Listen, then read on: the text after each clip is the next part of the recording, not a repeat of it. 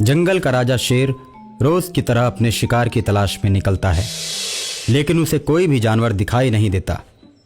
शेर का परिवार बहुत दिनों से भूखा है। उसका परिवार भी उसके पीछे पीछे शिकार की तलाश में चल पड़ता है। कुछ दूरी पर जाकर सभी पानी पीते हैं। अक्सर जानवर नदी के पास ही पानी पीने आते हैं, इसलिए शेर का परिवार नदी के किनारे ही शिकार की तलाश में बैठ जाता है। तब तक एक हाथी पानी पीने के लिए नदी के पास आता है। हाथी को देखकर शेर खुश हो जाता है और हाथी को मारने के लिए चल पड़ता है। हाथी और शेर आपस में लड़ने लगते हैं।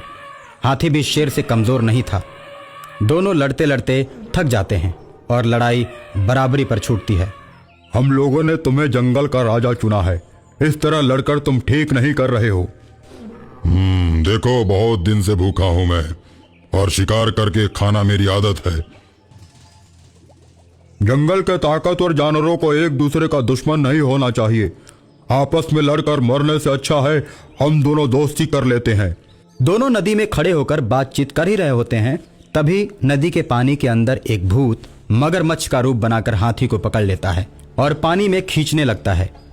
दोनों में बहुत लड़ाई होती है और हाथी घायल होकर असहाय हो जाता है। शेर का परिवार जब ये देखता है तो हाथी की मदद करने के लिए पानी में कूद पड़ता है और वो सब चारों तरफ से मगरमच्छ को घेर लेते हैं और उसके ऊपर एक साथ वार करते हैं। शेरों के सामूहिक वार से मगरमच्छ चिल्लाने लगता है। शेर उसे पानी से खींचकर बाहर निकालते हैं। हाथी शेर पर बहुत खुश होता है। आज तुमने मेरी जान बचाई, इस मगरमच्छ को मत छोड़ना, इसे मार कर खा जाओ। कुछ ही देर में मगरमच्छ एक विशाल राक्षस का रूप बना लेता है। पानी में रहकर मगरमच्छ से दुश्मनी। इस जंगल में अगर तुम लोगों को रहना है तो मेरी बात सुनो। मैं इस जंगल का भूत हूँ और जंगल के सारे पशु पक्षियों को मुझे राजा मानना ही पड़ेगा, नहीं तो मैं सभी को मार कर खा जाऊंगा। हम लोगों का राजा एक भूत नहीं हो सकता। तुम भूतों के राजा हो सकते हो, लेकिन जानवरों का राजा तुम्हें नहीं बनाया जाएगा। जिस दिन तुम जानवरों को मारना शुरू करोगे तुम भी नहीं बच पाओगे। राजा होने की वजह से जंगल की सुरक्षा करना मेरा कर्तव्य है। मुझे मारने के बाद ही तुम किसी जानवर को नुकसान पहुंचा सकते हो।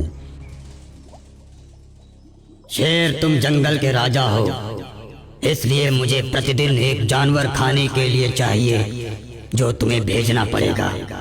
जिस दिन तुम जानवर नहीं भेजोगे समझो उस दिन जंगल के सारे जानवर मेरे हाथ से मारे जाएंगे और उन्हें मरने से कोई नहीं बचा सकता। कल सबसे पहले मैं आऊंगा। तुम मुझको खा जाना, क्योंकि मैं अपनी प्रजा को मरते हुए नहीं देख सकता।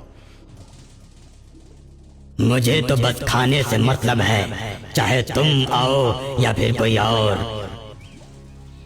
ठीक है, कल की कल देखी जाएगी।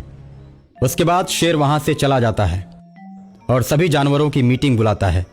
जानवर शेर के सामने आते हैं तो शेर भूत और अपने बीच की सारी घटना को जानवरों को बताता है। देखो भाइयों, मैं अक्सर रात को घूमता हूँ और मैंने पुराने मंदिर के पास रात में साधना करते हुए बहुत सारे तांत्रिकों को देखा है और तांत्रिक ही इस समस्या का हल निकाल सकता है, क्योंकि भूत हम सबसे नहीं मारे जा सकते।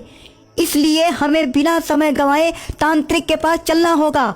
सभी पशु पक्षी उल्लू की बात मान लेते हैं और रात में ही तांत्रिकों के पास चले जाते हैं। आगे आगे उल्लू और उसके पीछे जंगल के सभी पशु पक्षी तांत्रिकों के पास पहुंचते हैं। बहुत से पशु पक्षियों को अपने सामने देखकर तांत्रिकों के गुरु चौंक जाते हैं। क्या समस्या है? जंगल का राजा शेर तांत्रिक गुरु को सारी समस्या बताता है। तुम इस ताबीज को ले जाओ। भूत के पास जो भी जाएगा वो इस ताबीज को पहन कर जाएगा। पानी वाला भूत जैसे ही उस जानवर को मारने की कोशिश करेगा तो जलकर राख हो जाएगा। भूत शेर ने मुझे भेजा है, देख मैं आ गया, तू कहाँ है? खरगोश की बात सुनकर भूत खरगोश के सामने आता है और खरगोश को उठाकर जैसे ही खाने की कोशिश करता है जल के राख हो जाता है।